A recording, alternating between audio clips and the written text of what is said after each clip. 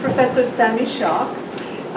Sami Schalk is currently in her first year as an assistant professor of English at University of Albany, State University of New York. She received a PhD in gender studies from Indiana University in Bloomington and an MFA in creative writing from University of Notre Dame. Her research focuses on the representation of disability in contemporary African American literature. She's completing a book, Breaking All the Rules, Disability in Black Women's Speculative Fiction, which was a 2014 finalist for the National Women's Studies Association and University of Illinois Press's First Book Prize. Professor Schalk also is the author of numerous articles in such journals as Girlhood Studies, Literary and Cultural Disability Studies, Disability Studies Quarterly, and Journal of Modern Literature. She's the recipient of numerous fellowships, grants, and awards, including a Huntington Library Fellowship, American Association of University Women Dissertation Fellowship, many travel and research grants from Indiana University and University of Albany, an Outstanding Graduate Student Award from Indiana University's Gender Studies Department. Professor Schalk is an active member of the Society for Disability Studies and the National Women's Studies Association. She also is a poet and a Canon Fellow. Her presentation today is titled More Than a Metaphor, Disability in Black Women's Speculative Fiction. Please give a warm welcome to Professor Schalk.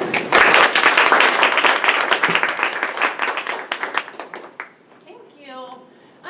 If I speak this way, is this loud enough, or would people prefer a microphone? Anyone prefer a microphone? Okay. If at any point I need to be louder, slow down, just wave, gesture in my general direction, and I'll eventually notice. I wanted to note that there are access copies in the front, so if you need a copy to follow along with, they're in 12-point and 18-point font. This is literally just a transcript of what I'm going to be reading. So if you prefer to follow along, if that's useful for you in terms of your access to the presentation, feel free to grab one of those, gesture to someone, maybe they'll pass it towards you. There's no slides or anything else, so if a visual aid to follow along with is useful, please take one of those. They're up in the front. I'll give people a chance to do that. Or they're going to be passed around. Yeah, even better. So yes, 12 and 18-point font, literally just what I'm reading. So if you're good with auditory, then you don't need to follow along. All right. Okay, so let those keep going around a little bit. So again, thank you so much for having me. It's been really nice. I know it's like a quick in and out 24 hours, but it's been nice to meet the folks that I've been able to meet with since I've been in here. My talk today is called More Than a Metaphor, Disability in Black Women's Speculative Fiction. So today's talk is part of my longer manuscript, which I am currently in the process of revising. The book project is on representations of disability in post-1970 Black women's speculative fiction. When I say speculative fiction here, I am using it as an umbrella term to reference any non-realist creative prose. So this includes magical realism, utopian and dystopian literatures, fantasy, science fiction, voodoo tales, ghost stories. Anything that happens that we don't think should happen in reality, that counts for me as speculative fiction. So an umbrella term. And I use this because I'm not deeply invested in maintaining genre boundaries or understanding the difference between genres. And also because the texts that I use in my study tend to be hybrid or genre defying in many ways, combining multiple genres. And this is pretty emblematic of a lot of women writers and women of color who are writing in speculative fiction, that they're combining various types of genres and not necessarily fitting into what might be considered like hard science fiction. So my project attempts to intervene in the lack of engagement with disability studies in Black feminist theory and to counteract the whiteness of disability studies. While disability studies has been increasing its engagement with race in the past 5 to 10 years fairly significantly, it's still a predominantly white field. And by that I mean not only are the scholars mostly white, but the major theories are built upon experiences and understandings that do not necessarily consider the mutual constitution of race and disability. Notably, again, I do think this is starting to change, and I would really encourage people to read Ellen Samuel's new book, Fantasies of Identification. This is a really excellent example of the new work that's being done in disability studies on race, and this is the kind of work that I'm in conversation with.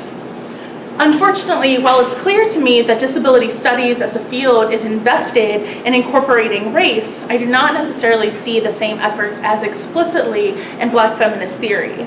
This is a huge issue because women of color feminism is, as I'm sure everyone in this room knows, where theories of intersectionality really emerged. And while Black feminists will pretty readily put race, class, gender, and sexuality in their list of intersectional categories, disability is not always included, and when it is, it tends to be a passing mention. Like, I'll include it in the list, but it's not a central analytic. It's not central to the theories that are being engaged with. This is ironic in many ways because a lot of Black feminist scholarship, in my opinion, is actually doing work directly related to disability studies, particularly recent work in Black health activism and on the history of scientific racism and medicine.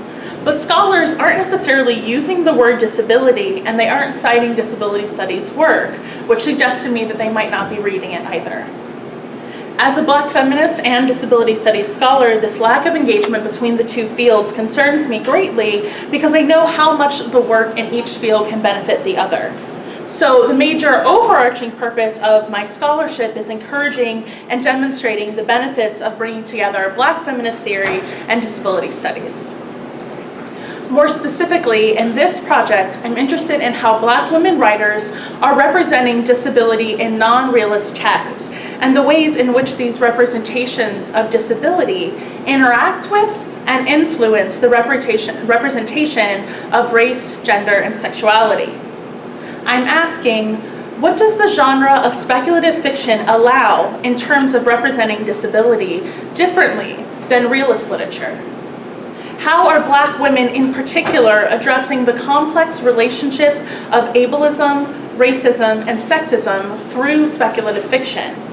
And finally, how does Black women's speculative fiction encourage us to think differently about identity categories? One theoretical issue that I address repeatedly throughout the book manuscript is interpreting disability as a metaphor. When I say this, I'm referring to when scholars read representations of disability in any medium here, not just literature. They read disability as a metaphor for something unrelated to the material experience of disability, particularly when critical race scholars and feminist scholars interpret representations of disability as a metaphor for the impact of racism and sexism. So for example, there's an extended history of feminist writing about psychiatric disability, and in particular madness, as the metaphoric impact of patriarchy on women, right? Women go mad in patriarchal contexts through the oppression of patriarchy. Vivian May and Beth Ferry contend that such moves, when left purely metaphorical or unconnected to the real material impact of mutually constitutive systems of power, construct, and this is a quote from them, disability in opposition to the feminist subject, close quote, because disability in these metaphors is primarily understood as an effect of patriarchy, which feminism seeks to eradicate. So if we understand madness, even metaphorically, as an impact of patriarchy, and feminism seeks to eradicate the oppression of patriarchy, in a sense then the metaphor suggests that we're trying to get rid of the disability as well. So these sorts of disability metaphors typically understand disability to stand in for race, gender, sexuality, or other identity positions, as well as for the effects of other systems of oppression besides ableism. I want to make clear here that when I talk about disability metaphors, I'm not referring to what I've called in another article I wrote, ableist metaphors. So when I say ableist metaphors, I mean those which use disability as a metaphor stand-in for inability, lack, and other things with negative connotations. So examples of ableist metaphors are colloquial phrases like turning a blind eye, it fell on deaf ears, and these are used to suggest that willfully ignoring something through metaphoric uses of blindness and deafness, that they understand blindness and deafness and its complete and total inability to hear, see, respectively. So ableist metaphors like these both deny the material reality of disability by understanding specific disabilities in totalizing ways, right? That blindness is complete and total inability to see. And they situate disability in permanent relationship with negative connotations. So I talk about this in a different article. In contrast, Disability metaphor is what I'm talking about here, and this is also, some scholars have called them oppression analogies, often are an attempt to recognize the relationship between two vectors of power in our society.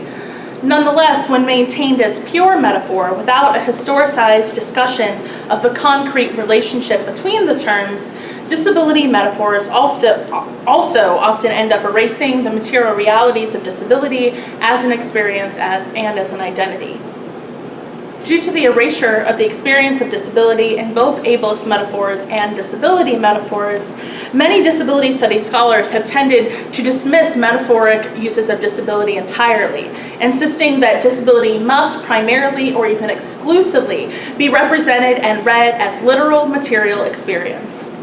In fact, even this designation that I'm using here between ableist metaphors and disability metaphors is one of my own making. No one else is using this differentiation yet. And this is part of my attempt to start distinguishing between different types of metaphoric uses of disability so that we can analyze and critique them in more nuanced ways rather than just lumping all uses, metaphoric uses, into one.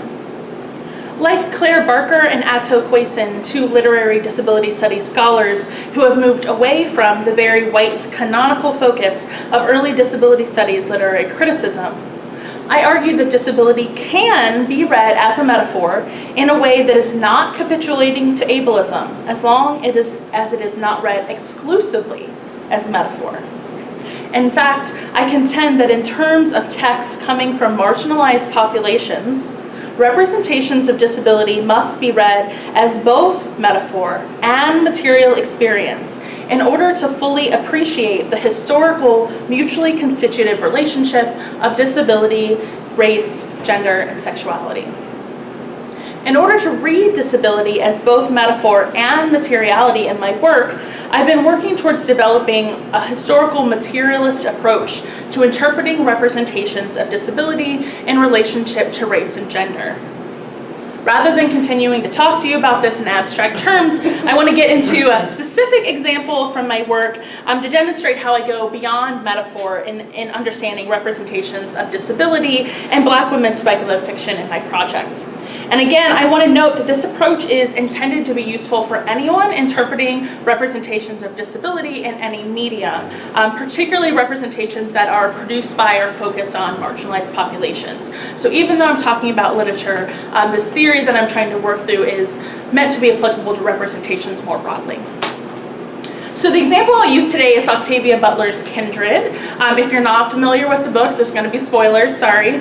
But Kindred is the story of Dana Franklin. She's a 26-year-old Black woman living in California in 1976 who is inexplicably pulled back in time whenever Rufus Whalen, her white great-great-grandfather, feels his life is in danger. This bond is complicated by the fact that despite Rufus's position as a slave owner and future rapist of Dana's Black great-great-grandmother Alice, Dana feels that she cannot allow Rufus to die, so she comes back in time when his life is in danger. She feels like she can't let him die before Alice's daughter is born, Hagar, who will continue Dana's family line. So she's worried, if I let this person die, maybe I won't exist anymore. So she feels like she can't let him die, obviously. For the purposes of this talk, it's also important to know that the book opens with the line, "I lost my arm on my last trip home," my left arm. So this line opens the book and it's followed by a representation of Dana in the hospital with her arm amputated and with doctors and police officers asking questions about how it happened. So this happens in the prologue, which temporally actually represents things at the end of the plot line, of the storyline. So it starts at the end and that moves us back to the beginning of the story and moves us to how we got there. So chapter 1 moves back to when Dana first traveled in time, and the rest of the novel helps explain how she got to this point of having her arm amputated in the hospital. Dana's amputated arm has generally been interpreted in one of three ways. First, Dana's disability is interpreted as a metaphor for the impact of history of slavery on the present. For example, Lisa Long reads Dana's missing arm as symbolic of, quote, the permanent disabling wound that slavery leaves on individuals today. Second, Dana's loss of arm is also read as a metaphor for the part of herself lost in the past. This reading generally aligns with a comment Octavia Butler herself made in an interview, stating that she could not let Dana come back whole. The second interpretation appears, for example, in the work of Patricia Melzer, who states, quote, "The experience took a part of her, literally," close quote. And you'll see there's a lot of pun type things happening when they talk about this. Finally, Dana's disability is also read as a metaphor for the disruption of Black kinship and the generally fraught nature of Black family histories due to rape, lost records, forcibly changed names, and other individual and structural violence. For example, Anne Donnaday writes that, quote, "Dana's severed arm can also be interpreted as a reference to limbs that were broken off family trees through the discontinuities caused by slavery," close quote. So these three interpretations, disability as impact of history, disability as loss of self, and disability as disruption of Black kinship, collectively represent the predominant ways in which disability, Dana's amputated arm, is interpreted in Kindred. As the examples above illustrate, these interpretations focus on the symbolic meanings of Dana's missing arm and overlook the materiality of disability, both on Dana's body-mind and within the slave system itself. While a few scholars have included some discussion of disability as literal in the text, most notably race and disability studies scholar Cherie Pickens, who recently included a brief discussion of Kindred in her article on Butler and aesthetics of the novel. There's a new issue of Hypatia on feminist disability studies, great issue, you should read it. Most scholars, however, interpret Dana's disability only metaphorically. I argue that this metaphoric reading limits our ability to recognize the material and metaphoric relationship of disability and Blackness. So before I go into my reading of Kindred, a historical materialist approach, I first want to talk about the relationship of disability and Blackness in American slavery, both in terms of discourse and intersectional lived experience. Throughout the antebellum period, the concept of disability was used against Black people in the United States as a method of proving inferiority and justifying enslavement. And Douglas Banton writes, and this is a longer quote, so just prepare yourself for a long quote here. He says, "Disability arguments were prominent in justifications of slavery in the early mid-19th century and of other forms of unequal relations between Black and white Americans after slavery's demise. The most common disability argument for slavery was simply that African Americans lacked sufficient intelligence to participate or compete on an equal basis in society with white Americans. A second line of disability argument was that African Americans, because of their inherent physical and mental weaknesses, were prone to become disabled under conditions of freedom and equality." That's the end of that quote. So you can see there in that longer quote that there's both the idea that somehow Black people were already disabled in relationship to white people, and also if they were allowed to be free, then they would become more disabled. So to provide examples of this second argument, Banton cites medical literature from the period which claims that drapetomania was a condition that causes slaves to run away because their masters had treated them with too much familiarity and equality, while dysesthesia at the opus was an ailment supposedly common among freed slaves, which resulted in, quote, "a desire to avoid work and generally cause mischief," and this was also colloquially called rascality. And these were in medical journals of the period. This history of racialist science is one reason why Black people contemporarily may be resistant to associations with disability. Indeed, this association has been used historically to justify the infliction of numerous acts of social, political, economic, and physical violence against African Americans.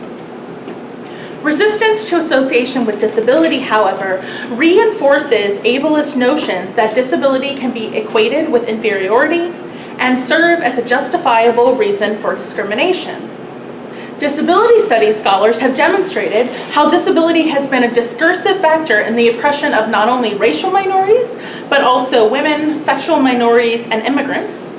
And these same scholars have been critical of how all of these groups at one point or another have distanced themselves from disability in order to gain rights and inclusion in the US. And Ban's article talks about this a lot. One way to gain your civil rights is to say, no, no, no, we're not disabled. Like there is a group of disabled people, they should be not included as citizens, but it's not us. We're not that. We are just as able as this other group who are citizens. So while noting that ableism has been embedded in distancing themselves from disability, while that's important, I want to draw our attention to the fact that critiques of the ways in which disability has been used in civil rights discourses often assumes that the groups in question simply do not want to be thought of as disabled. Rarely do these critiques consider how some oppressive systems, such as slavery, literally disabled many people. This particular mental and physical trauma cannot be separated from the discursive elements used to support a violently oppressive system.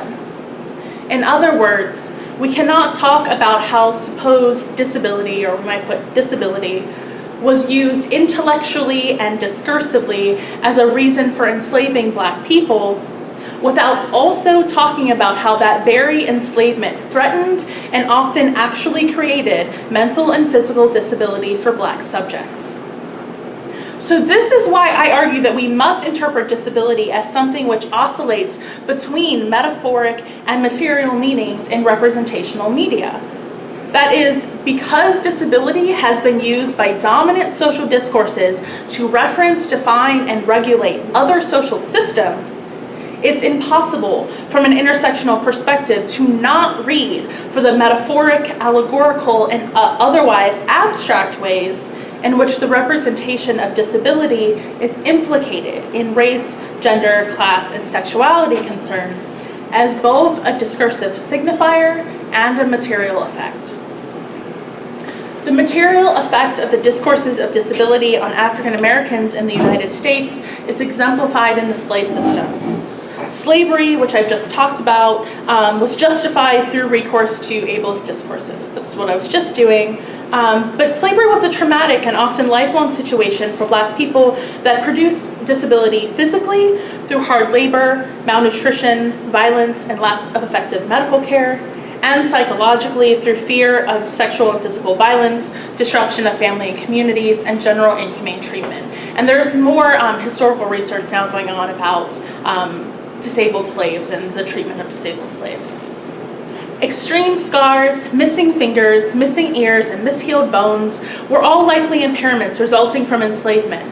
And even free Blacks were not protected from this threat due to poor free labor situations, racial violence, and the constant threat of re-enslavement or false enslavement. These are material facts supported by a variety of historical sources, not metaphors for the oppression slaves and free Blacks faced. The pain and trauma inflicted on Black body minds during slavery was regular and often condoned, if not actually inflicted by law. When disability studies scholars dismiss metaphoric uses of disability in relation to racial oppression, we dismiss this history. When Black feminists and other critical race scholars read representations of disability as only metaphors for past or continued racial oppression, we disregard this history. When I refer to the materiality of disability, then, I mean not only how characters with disabilities experience the world, but also the ways that texts engage with the societal and individual impact of ableism.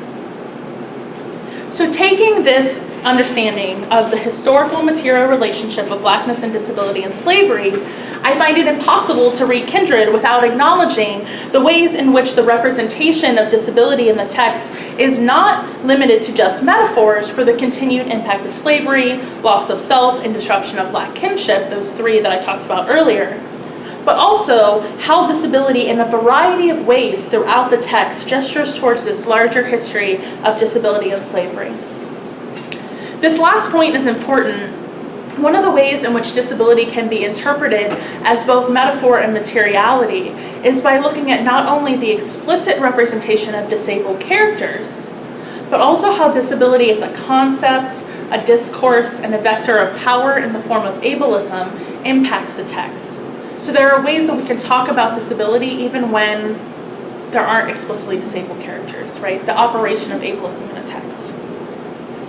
In my reading of Kindred in my manuscript, I look at how disability impacts the prologue, the representation of time travel, the moment that Dana is disabled, and the epilogue.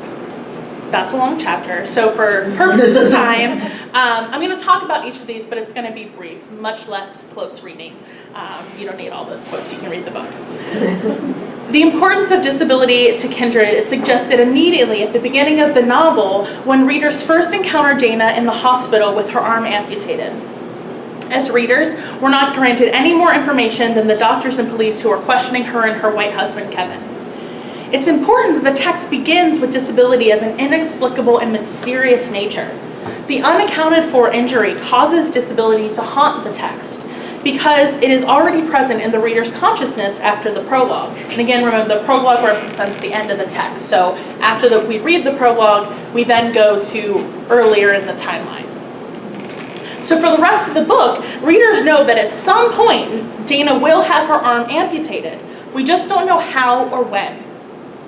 Instead, readers anticipate and expect that disablement could occur at any moment in the text, an experience that psychologically gestures towards the vulnerability of slaves to disability at any moment as well. For enslaved people, impairment of some sort was seemingly inevitable given their living and working conditions. The question was not if, but when. In Kindred, disability is represented as both presence and possibility, as literal embodiment in the prologue and then later in the epilogue, and as abstract threat that the readers know will come true. This ever-present possibility of disability impels time travel in the text. So critics have generally interpreted Dana's time travel as tied to the threatened lives of herself and Rufus. I diverge from these readings a little bit and contend that Dana's disability, or Dana's time travel, is initiated not only by the threat of death, but also the threat of disablement that comes from the prologue. Because again, we know that this is going to happen at some point. Without a doubt, time travel for Dana typically occurs in relationship to incidents which produce or at least threaten bodily harm to either Rufus or Dana. So over the course of the novel, Dana is brought to Annabelle in Maryland when Rufus is drowning in a river, when he sets a fire in his room, when he breaks his leg, he's losing a fist fight, and when he nearly drowns in a puddle while passed out drunk. Dana returns to 1976 when threatened with a gun by Rufus's father, when beaten and almost raped by a patroller, when being whipped, when being threatened with a gun by Rufus, when she slits her own wrist, and when Rufus tries to rape her. These incidents vary in severity. Some do indeed seem to bring characters closer to death, and others seem to bring them closer to disablement. It's important to remember that in the antebellum period, the line between an incident causing a disability, like a broken leg that might not set right and then cause a limp, versus an incident causing death, like drowning, is much thinner than the line between disability and death today. And Dana talks about this in the text about, I think she calls it like barbaric medical practices, but medicine was not in the same place, obviously. Dana's ability to travel in time is not only impelled by disability, it can also be read as a non-realist disability itself. Traditionally, time travel is associated with science fiction texts in which a character builds a time machine and willingly, excitedly moves back and forth in time. For Dana, time travel is not facilitated by a technological device, but rather by an unnamed psychic connection to her forebears. For her, time travel is not voluntary or fun. She constantly returns with injuries and pain. She also experiences fear and anxiety about when the pull through time will happen again and if she will be able to survive and return to 1976 once more. This fear causes Dana to refuse to leave the house, afraid of pulling a total stranger back in time with her or hurting people if she were to time travel while driving her car. The experience of time travel does not empower Dana so much as it disables her, or, at the very least, continually threatens disablement. Dana fully acknowledges that she is being forced to live in a time when blacks are considered, quote, subhuman, and women are considered, quote, childlike. As a black woman, Dana is put at increased risk for disablement by involuntary time travel, and she seeks to be free of it. Kindred's representation of time travel reveals this science fiction device to be highly racialized, gendered, and ability-centric, since only certain individuals, such as Dana's white, male, non-disabled husband, who survived several years in the past without her, could retain their contemporary rights and privileges when moving into the past. Time travel in Kindred is therefore structured by disability in multiple ways. Dana's move through time are impelled by the threat of disability from the prologue. The involuntary experiences of these moves is disabling, and her place as a Black woman in the antebellum past puts her at additional risk for disablement. This reading of disability as a major structuring element of time travel in Kindred is reinforced when we consider that the culminating moment of the text, the moment when time travel apparently ceases to stop, is the moment of Dana's disablement.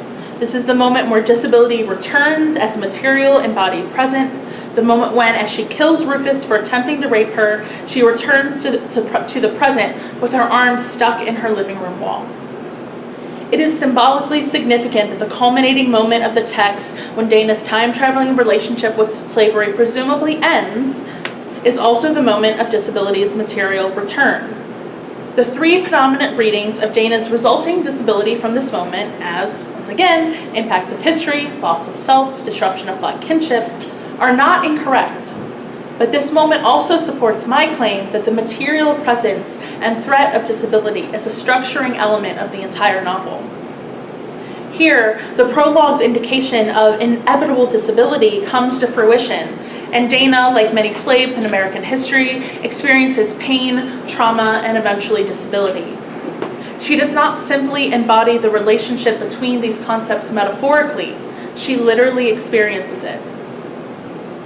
The materiality of disability is further emphasized by the fact that the novel does not end with Dana's disablement, but rather continues into the brief but potent epilogue. In the final portion of the novel, Dana and Kevin travel to Maryland to locate the Wayland plantation. In the countryside, they find that Rufus's house is gone, and the farmer living on the land has never heard of the Waylands. Nothing physical remains except a few old newspapers that they find in the library, which indicate that Rufus died in an accidental house fire, and afterwards all the slaves were sold. After their search for information finds nothing more than these few details, Kevin tells Dana she will likely never know what happened to everyone. Before responding, Dana first touches the scar on her face from where Rufus's father once kicked her, and then her empty sleeve.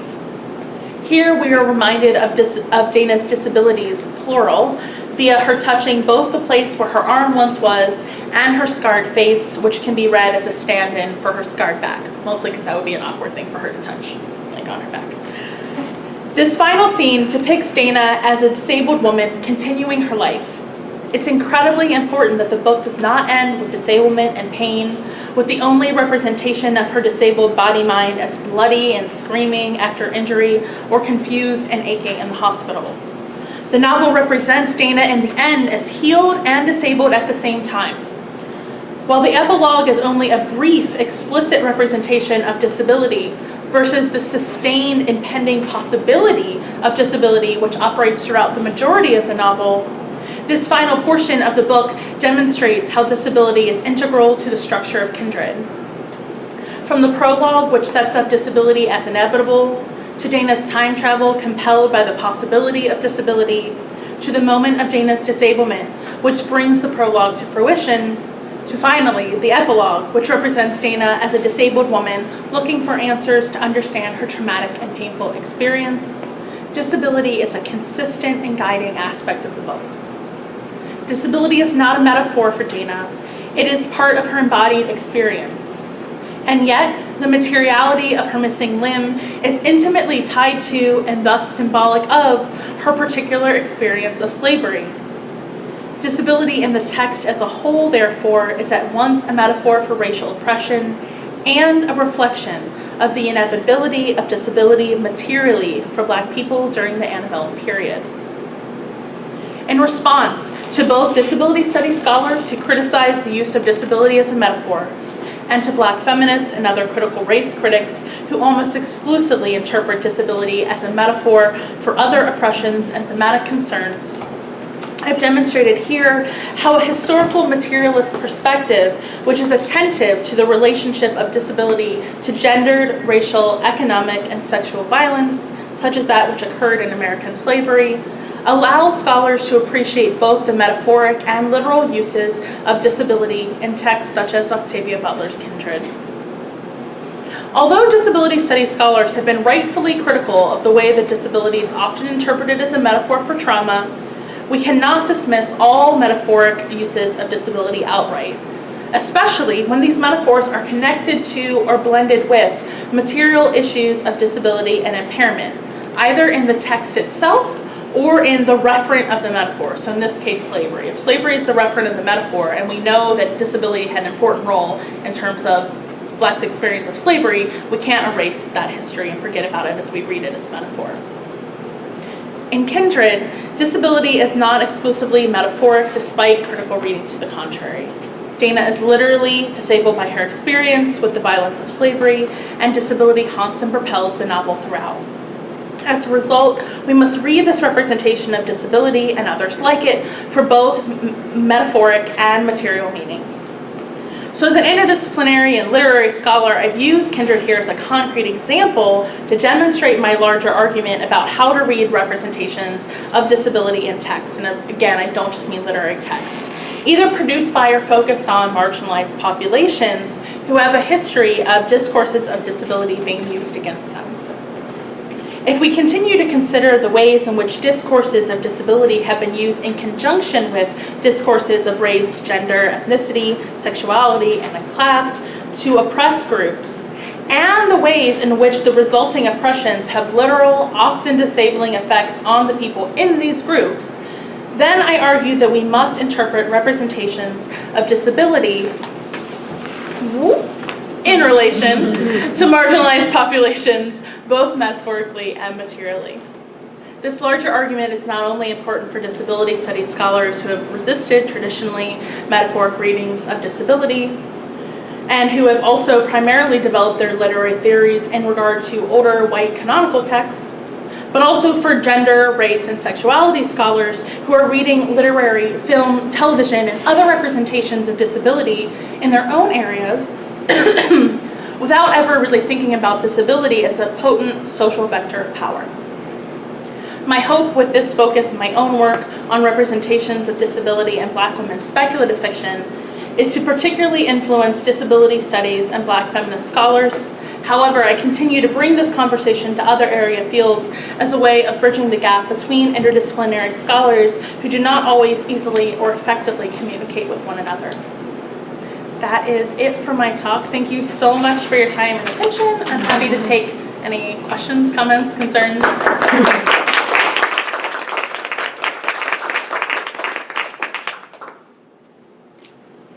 Yeah. Thank you so much for a really stimulating talk. So I happen to have 3 questions. I'm not going to pile them on to give everyone's chase. But the first one is my burning question, which is your use of this idea of historical materialism. So I'm wondering how your definition of it compares to the historical materialism, which is extremely central for Marxist thought that Karl Marx, Friedrich Engels, even like Simone de Beauvoir write about. So if you could talk about the past 150 years. Yeah, past 150 years, go. So I ground mine more coming from Norma Arabellas, who is inspired by Marx for sure, and is taking a Marxist approach, but is really talking about the ways that we need to think about the continued material concrete effects of history, of histories of oppression. So I'm using like an adaptation of an adaptation in terms of the way that I use that term. So I define it more in the larger project as saying I'm using that term in a specific way that is not necessarily clearly grounded in Marx. It's more grounded in Arabellas' work, who is inspired by Marx but is working within post-colonial and disability studies as well. So that's where I'm drawing the use of that term and the way that I think about connecting representations, contemporary representations to histories of oppression and the material effects of that. Okay, so okay, if it's all right, then I'll ask now. Okay, there's really two interconnected questions about how we think of slavery in relation to disability studies. So, for me, there's like two provocative points I wanted to get your thoughts on. So the first one is thinking about disability in relation to mental illness. And like I'm thinking of Frantz Fanon's work, you know, of like nervous, that's nervous conditions with black skin, white masks, but where illness really was never a metaphor. He was concretely talking about illness.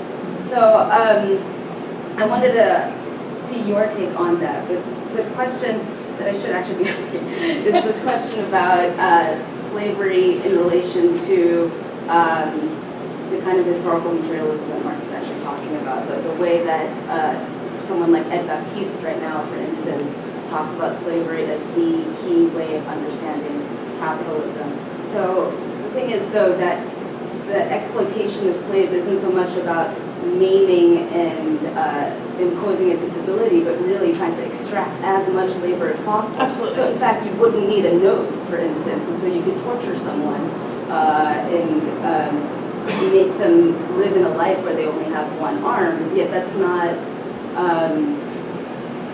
yet the point of that is part of the torture of slavery, but it's also about being able to extract as much labor out of these people. So I'm curious then, like how your take on, I guess I'm kind of still trying to figure this out of how you're thinking of slavery through disability, but not quite in relation to capitalism, when you talk about materialism. Yeah, so I'm thinking about, so there's two historians right now that are doing some good work on understanding impairment, disability, and slavery, thinking about the ways that, extraction of labor, and that even slaves who were labeled as maimed, impaired in some way, there are all sorts of labels, right? We know that the labels for disability have shifted over time, that they're considered useless, and yet often have skills. So there's like blacksmiths and people who have very specific skills, even though they may be crippled or maimed in some way. And so there's an interesting thing that happens with the sale and advertisement for slaves, that they are able to continue to extract labor from slaves that aren't necessarily field hands. And I think that the historical work that's happening draws our attention to that. We tend to think of field hands as like the main way that slavery existed, but there are all kinds of facets of what slaves were laboring. And so I'm drawing on their work and thinking about the ways that disability, as we think about it contemporarily, existed, but existed in, was not necessarily defined in those ways. So it's more about production of labor as the way, and even now, disability is defined in terms of labor, right? If you can't work, that's when you get SSI. If you work too much, then you can't get it. So there's still ways that it's connected.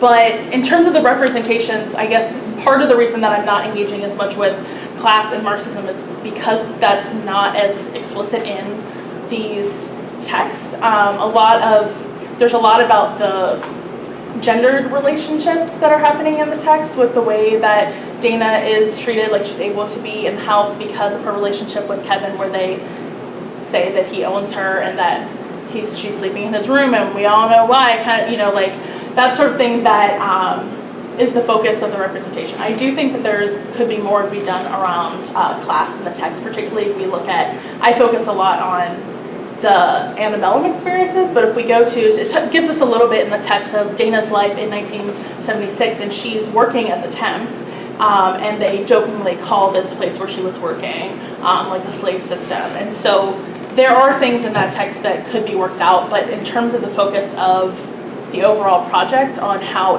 speculative fiction can help us rethink disability, that's why the focus is there. But the Fanon point that you bring up is really great. So not Skins, but The Wretched of the Earth. The last chapter in that talks a lot about what he perceives as mental illness that is coming out of experiences of war and oppression. And I think that that is something that is really interesting to work out in terms of disability studies focus on MAD studies and mental disability, because in one sense, disability studies wants to resist labels of disability, right? Resist pathologizing. And yet there are ways in which material circumstances of oppression can produce negative effects on the mind and the body that we don't necessarily want to pathologize, but we want to understand the source of those. So there's a book, Mary Willowwheat for Me, which is Mary Ananami Dankwa is the last name, Willowwheat for Me, and she talks about depression. And she says, I'm a single mom, Black and poor, and dealing with depression, and my experience of depression would have been vastly different if I had access to healthcare and medication and could take time off of work and do all these other things. And so parsing out the ways in which we understand mental disability as socially constructed as well as still connected to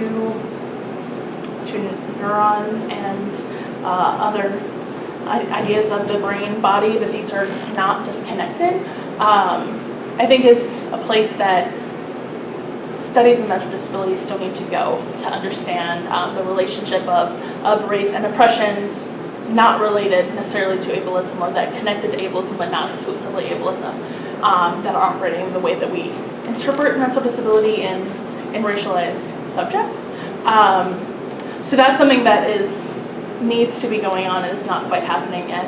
I keep talking about this special issue of Hypatia, but there's a really great article by Ashley Taylor about the way that able-mindedness is constructed around ideas of race and gender that I think start to point towards that. But there's a lot of work to be done, again, in disability studies, understanding the relationship of race and racial oppression over time in the construction of categories of disability now that are real and material, even if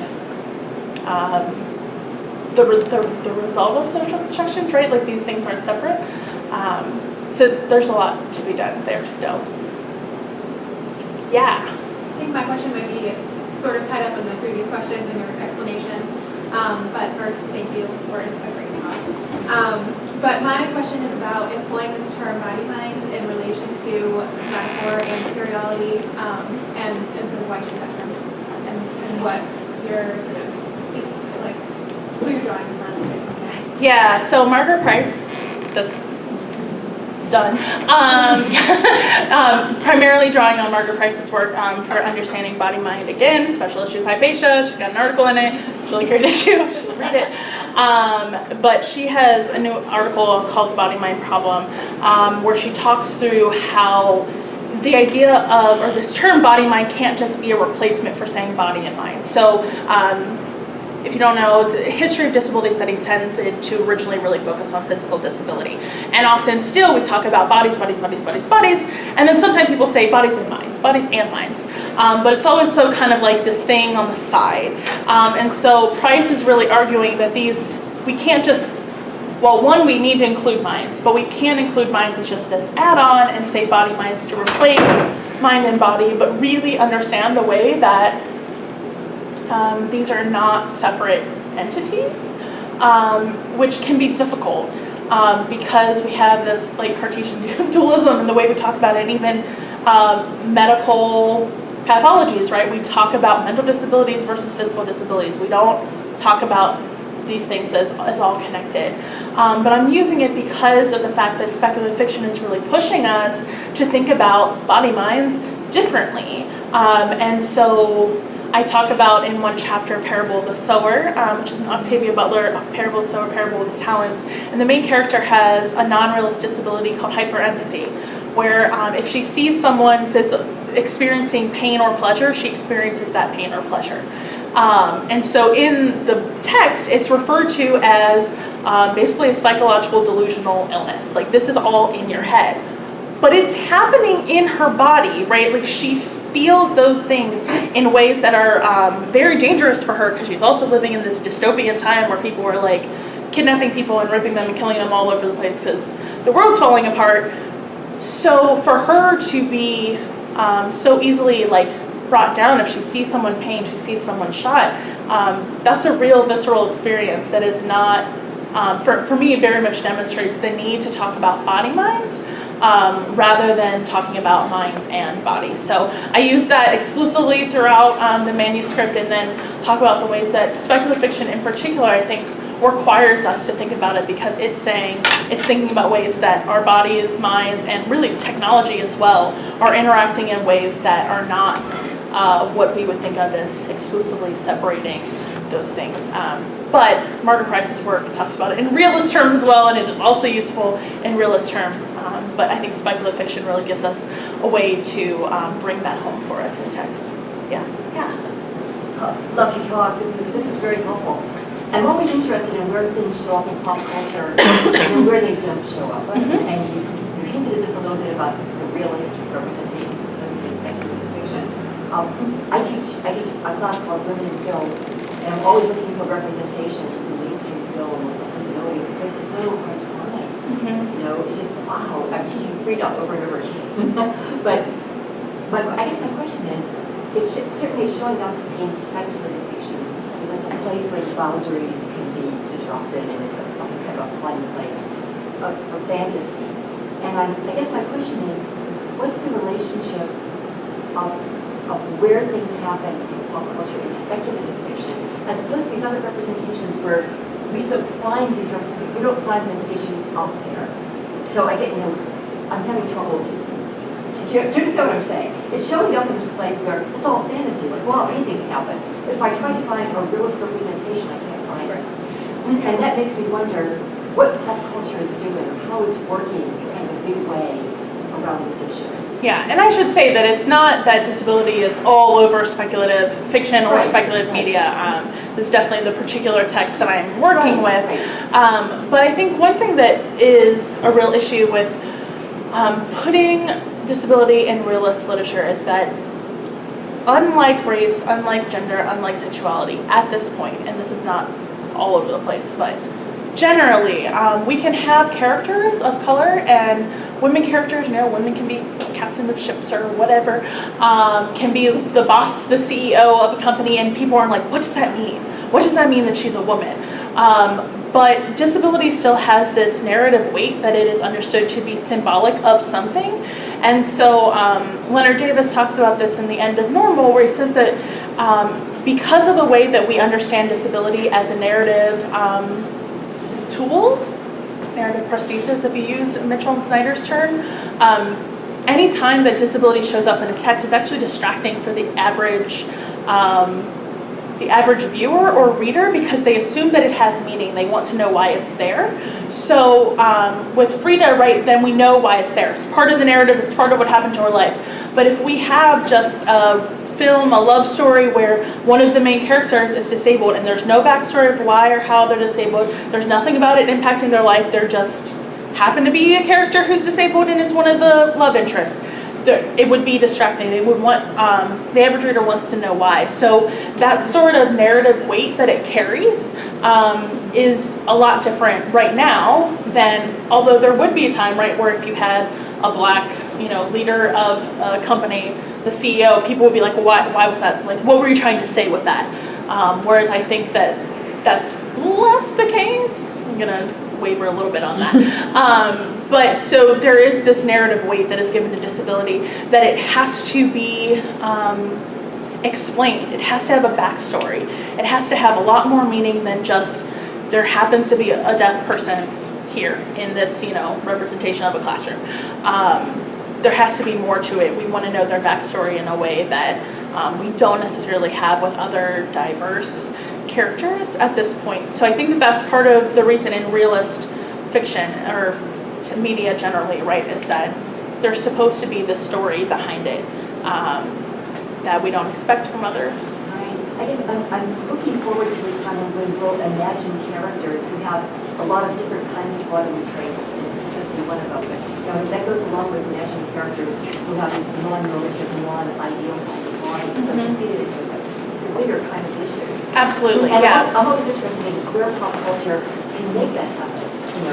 We now imagine more kinds of people and sexualities in different kinds of apprenticeship, for example, because of pop culture. Pop culture can't do that. Yeah. And so I keep waiting for that moment when these other kinds of bodies really show up as kind of a matter of course, which will mean that we're imagining those bodies in place. Yeah. And it looks like we're not quite there yet.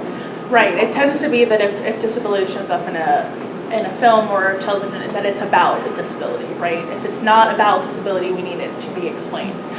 So there are more films and things being made about disability, but then still that's the whole thing is about the narrative of the disability rather than a character existing independent of any backstory or some major plot point being about their disability. Like you can have a single character whose major plot point is about like their gender or their race or about their horrible mother, I don't know, something else that's not about disability. Yeah. Breaking Bad. Yeah, The son on Breaking Bad, there's no backstory there. just there. Just there. Which one? Yeah. That's the thing, when we can be like, I found 2.5, like that's never a problem. Yeah. I had a question. Do you mind if I ask you about SOAR? No, go for it. SOAR? Awesome. Because I'm teaching it like right now. And I just did a lecture on reading Lauren's hyperempathy as disability, but I also tried to clarify, because her acquisition of disability comes because her mother used drugs and was addicted to drugs when she was pregnant. And I'm wondering if you could give me some advice on how to talk about addiction as physical and psychological, as this body-mind experience, and as disability, because it's something I find especially my students are viscerally, viscerally responsive to, and it's not a positive response. So do you have any advice for how to frame that? Yeah. And also how to historicize it in the way that you did with the loss of the arm in the book today? How would you go about doing that? Yeah, I mean, so without having a great background in addiction, I think that that's one of those areas, similar to something like diabetes, HIV, where there's kind of this line of like, at what point is something a disability or not a disability, and when can we consider it? And this is both in terms of like legal definitions as well as just within disability studies. And crip theory, I think, is where we're pushing the edges of that and thinking more broadly. I think one way is to just talk about social discrimination. Might be a way of framing that and thinking about the ways, as well as medical pathology, like do we have now medical labels and treatments in a way that we wouldn't have just said like we need to, like it's no longer a sign of character failure or as much, right? But there are ways in which we understand addiction in these ways that are not just about blaming an individual. It's an individual problem, but it has some medical labels that is a struggle in disability studies where we want to resist medical labels and yet we don't want people to be, so it's a conflict there. I think the other thing that's really interesting about Parable of the Sower is that I don't know that I would read her mother's addicted. She was using the drug, but the drug, if you haven't read the book, the drug is originally developed in this future, like 2050, so far away, 2050. It's a drug developed to treat Alzheimer's, and it gets abused by grad students who are trying to increase their mental capacities, to get through. So it's a really interesting representation of technology. Medicine is technology as well, to think about the ways that things that we think are preventing or curing disability, when used in different contexts or even used in proper contexts, might actually cause more disability. So this drug creates a brand new disability that didn't exist because people are misusing it, but really it was for anyone. So even if someone who was actually taking it to treat Alzheimer's and had a child, they could end up having a child with hyperempathy as well. So I think that that's another way to think about disability broadly, and maybe challenge that. I mean, not that you want to maybe talk to your students about people who use Adderall, but like people are using Adderall as a recreational, but not necessarily addictive drug. And it's a pretty similar representation that Butler was presenting, this idea that graduate students and university students were needing a way to keep up and be smarter and better, and illegally use this drug that was prescribed for a disability purpose. So that's another layer of disability that happens in the text that I think is really interesting. Thank you. This sounds a little bit like a resistance to cure narratives in general. And I was wondering touch on queer narratives, and do you find them different in this genre as they're generally portrayed? Yeah, so disability studies, again, has kind of a long history of resistance to the idea of cure, although that's starting to shift, and people talking more and more, Alison Kafer's book in particular talks about that we should be open to, like, people have the option to think about this, but the idea should not be that that is an assumed choice, that it is the only desirable option, that it can be one of many options. And she uses this concept of a disability-free future, that we have this idea that someday we're going to get to a point where technology has fixed it all. And I think Parable of the Sower is a good example of not necessarily resistance to cure or treatment, but challenging this idea that somehow we're ever going to get it right. And so Butler presents this context where it's like, yeah, you found something that was going to treat Alzheimer's, great, but actually it ended up doing this too. Because we can't predict what can happen. And so I've talked to students who have read this book and talked about genetic engineering and the way that we're selecting for and against certain traits. And we don't really understand the human genome. Like, we don't really understand it, and we don't know what that could or could not be doing in the future. We'll find out. We'll find out the repercussions of our decisions of how we treat our bodies and our genes. But I think that speculative fiction has the ability to say, like, we want to believe that we can make these futures and that somehow these futures are also desirable, in which we're all hyper able, although many people in disability studies, we're never going to get to that point, because once we get to a certain level, then there are still going to be people who are lower, and then we're going to say, oh, well, you're not there. We're always going to have this continuing one-upping of each other until we're all robots. Maybe not all robots, but we're just going to all be cyborgs. I think it challenges that idea that it's desirable, as well as that it can be a predictable thing. Because really, we do all kinds of things that we think are good, and then we have clearly messed up, like our bodies or someone else's bodies or our environment or something. Like, we don't know what we're doing. We don't know what we're doing, even when there are good intentions behind it or hopeful intentions behind it. And I think particularly Black speculative fiction tends to do that, to not envision these perfect utopia futures. Yeah. I really appreciate your talk, and I used your article on metaphor before, and I really appreciated that too. And I think one of the things that I'm always still working through is how to think about this relationship that you articulate really well between metaphor and lived reality in sort of realist texts, like say The Bluest Eye, where at the end the text falls apart because Pecola, who knows, it's not quite clear what happens to Pecola, or in texts like Gail Jones's Eva's Man, where we have the narrator sort of imprisoned for what she's done, and she understands it as being very logical, and we as a reader are asked to sort of say, well, is she? And so I think mental illness is harder for me to parse out how I want to talk about it, because I think it's much easier to say, well, we don't want to use I'm deaf to that, the blind reader. But I'm always trying to think about how I talk about something like Pecola and The Bluest Eye, where it seems to be more and less than, like we could say representation sort of drove her to this sort of mental break. But I think that Morrison also is pushing us to maybe go past that sort of simplistic reading, sort of like you are in your work. Yeah, I think one of the things when we think about representations of mental disability is to also think about to say, like, this is something that's being gestured towards, suggested, without being like, she's schizophrenic, right? To resist this medical labeling while still talking about the ways that it's engaging with the discourses. It's engaging with our notions of what is and is not appropriate behavior, what is and is not normative states of mind and behaviors, right? So again, this notion of able-mindedness, I think, is useful. It's challenging ideas of able-mindedness, the construction of it, how we achieve or fail getting to able-mindedness in a way that, again, talks about the ways that concepts and discourses are being engaged without this urge to diagnose.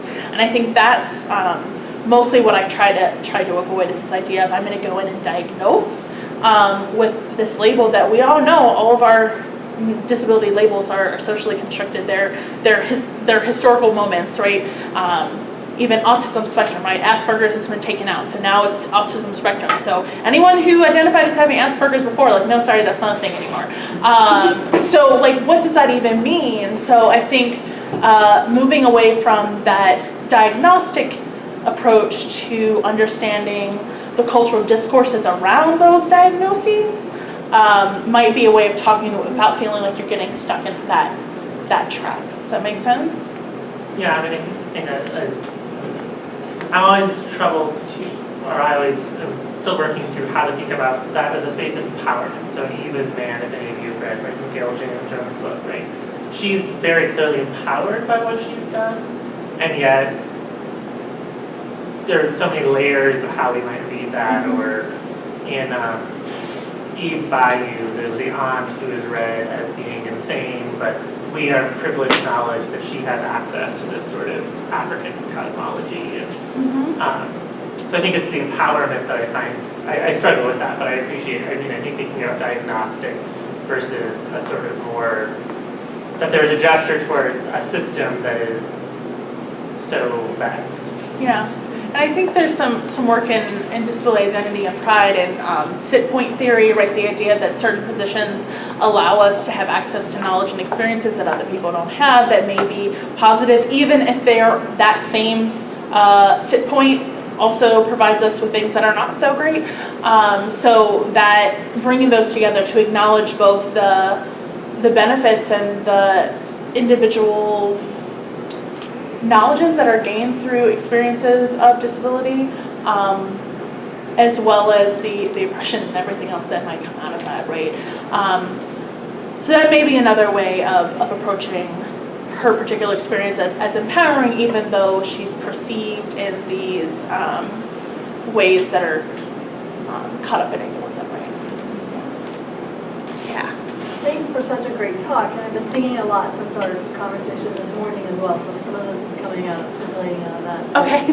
But the way I'm really interested and sympathetic to the way you're trying, because I hear it, to take disability studies and sort of bring it together with notions of around race and racialization. So my question is kind of basic, which is what comes out of that?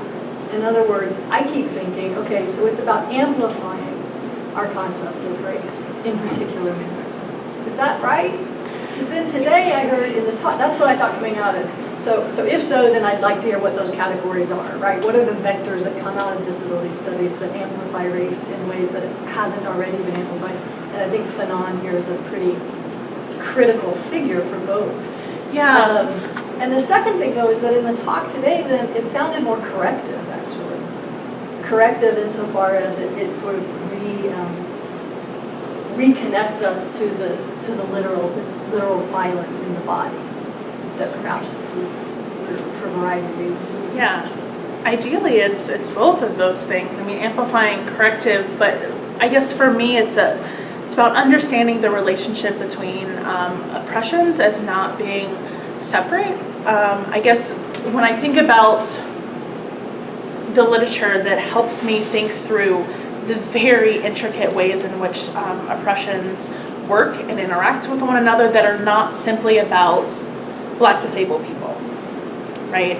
So part of this is my problem with intersectional approaches that are like, I talk about Black, disabled, poor, queer women. Like, okay, but like, what about the ways that these categories broadly impact?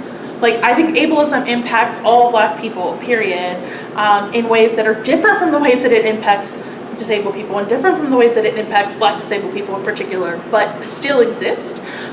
So for me, it's a way of tracing that lineage to think about it and then ideally impact the ways that we respond to racism and ableism in contemporary context. So I talked a little bit this morning about Black Lives Matters and thinking about the ways that responses to police violence as solely about race leaves out a lot of the ways that it is also about perceptions of able-mindedness and the perception that Black people are more violent, less rational, that impacts the way that police then treat Black bodies, right? So I feel like for me, it's a way of working through that relationship historically and in text to envision other ways to respond that thinks about multiple forms of oppression working together, even in places where it doesn't seem like it's this basic intersectional, literal intersection, right? That's, I guess, like my larger, like, dome of a concept or idea. The hope is that that's what looking at these texts and thinking through these concepts can do, is change the way that we think about and approach responses to oppression, because I think the tendency to say it's just about race or it's just about ableism or just about sexuality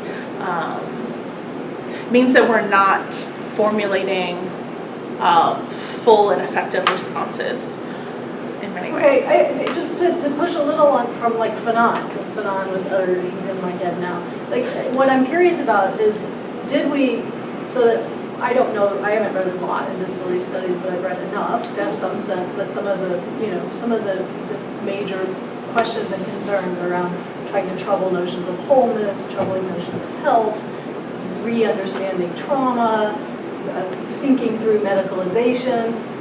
And when I read Fanon, I hear all of that as modes of racialization. Mm-hmm. So what happens when we think about it as modes of ableism rather than modes of racialization? Does something shift, or No, I think it's not a rather. I think it's a both. That both of those things are operating, and that when we think about it as either or, that's when we lose the ability to understand them in their complexity.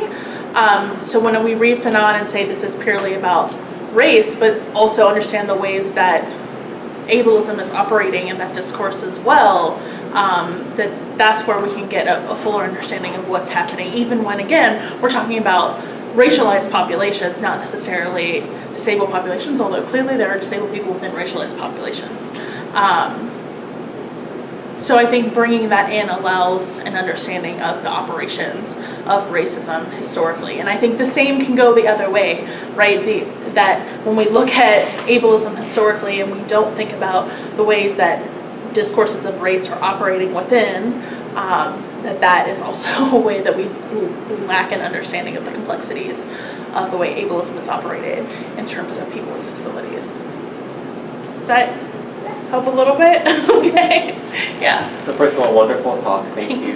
And this is not my area of research at all, so I apologize if this is a really silly question. But in terms of like mental disability and the co-construction with race, I've always heard about in older literature the trope of like, quote, the tragic mulatto and people going crazy because of not having a place in the system of race.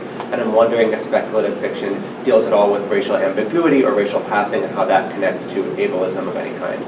Yeah, so I mean, there's lots of racial ambiguity, and I mean, Butler's characters are always multiracial in lots of ways, and there are all kinds of, and multi-species often as well, aliens and all kinds of things just pop up.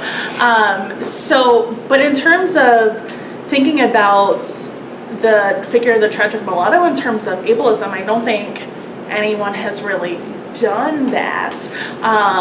But I do think that this relates back to the idea of thinking about the ways that racism has impacts on body minds, and particularly in terms of mental disability, that is the treatment, like where do we then locate the source of that? And I think this is an issue in disability studies because we want to say like it's not in body minds, it's in the social construction of this category, but when the social construction of the category is deeply embedded in race, then how do we also understand it as part of, as a racist construction that has material impacts upon body minds. So that's an interesting thing to think through, but no, I don't think anyone has really talked about it much, but in terms of passing narratives, for sure, relationships between passing narratives and disability passing narratives, there's been work on that. Ellen Samuels has both an article and then a chapter in her book on the Crafts narrative, and so Ellen Craft is passable in terms of her skin tone, and so she dresses as a disabled white man and has her husband as her manservant with her, and so she, throughout the narrative, gets increasingly more disabled because people want to talk to her, and she realizes she's not going to be able to speak in a way, so then she pretends she can't speak, and she slowly like adds disability as they go through to get to, but then once they get into freedom, that's all discarded, right? She becomes able-bodied again, like all of those accoutrements of disability. But that was the aid in which they used to get out. So passing narratives that definitely engaged race and disability, but specifically the image of the tragic mulatto, I don't think anybody has. So it's an interesting thing to think about. Thank you. Yeah? No? Okay, since you mentioned Ellen Craft, right? The Ellen Craft narrative, that there was material reasons why she had to pretend that she was disabled, because she needed to have her arm in a sling because she was illiterate. So to be able to take the train, to be able to sit with white men in the car, she had to have a reason that she couldn't write, right? Yeah. And so the arm, having it in a brace, became a real physical need for her to be able to cross to Philadelphia, right? But then it's like, I'm still stumbling on this idea of slavery being thought through disability, right? Because it's like, it seems to me that this emphasis on disability studies then is to impose this category of disability onto historical circumstances in which ability was not important, in the sense that one's ability to, one's ability to function isn't the same as it is now. Right. Well, I think that it's that we have to understand the category as historically specific, right? So when I talk about disability, and it's hard in verbal context because there is no overarching term like we have for race and gender, right? That we can talk about it as a system. But if we think about disability as a system in which body, minds, and abilities are put in a hierarchy and ranked, and there is a base level at which we consider to be acceptable body minds, and there are abilities. So the ability to write, to be literate, is associated with whiteness, and that if you were a white man who couldn't do that, there would be something, there would be some sort of label or discriminatory assumption around you, right? So Ellen Samuels, in her chapter on the Crafts narratives, talks about literacy as something that could be read as an ability-disability construct for the period that is not quite the way we would think about disability now. But this performance of ability, of particular abilities, was important for uplift narratives, right? So that traditional slave narratives had to represent themselves as not impeded by the experience of slavery in order to gain citizenship, right? They had to say we're just as intelligent and able to learn. It's just that slavery made us not literate, right? It's slavery's fault. Slavery disabled us in some ways, without using that term, but so they had to prove a certain level of ability to gain access to citizenship, right? To prove themselves within these concepts of ability and wholeness, even if the thresholds of ability might be different, right? The categories of how we would define disability and ability might be different. That system of ranking bodies based upon particular types of abilities, even as they're so enmeshed in race and gender, still existed in a certain way, right? So we see that, and there's a couple of articles that have come out on uplift narratives in particular, the ways that representing wholeness in Black literature was a way of trying to redeem Black people in a way and show their ability to be citizens, to be active citizens in the nation, which we can critique notions of citizenship as well, but or that citizenship is based upon certain forms of ability. But that is the way that citizenship is constructed, around notions of ability.